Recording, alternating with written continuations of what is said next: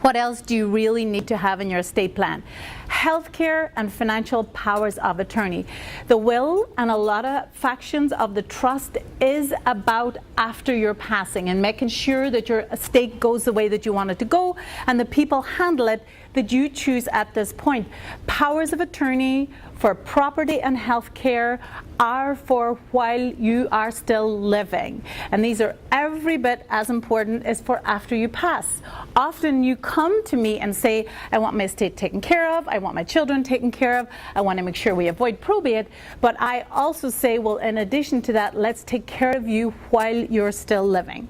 And powers of attorney are designed for you to choose the agent that you would want to take care of your health care and your financial matters while you are still living.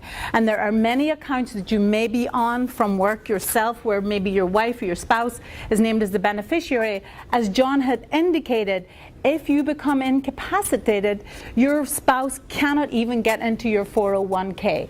So now while you are competent and able to choose whom you would want taking care of your affairs, you do that now while you're able with a simple, short, easily understood, inexpensive document called Power of Attorney under Illinois law for property. The property is the finance one. That can be a little bit confusing. We also want to get into place a power of attorney for health care.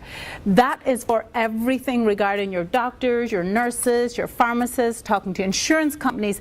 Again, sometimes even the spouse isn't privy to this kind of information. Certainly after one of the spouse passes away, the children don't necessarily get this information without having legal authority. So if you do not have a health care power and financial, if you do nothing else, please get those documents in place because they're designed to take care of you.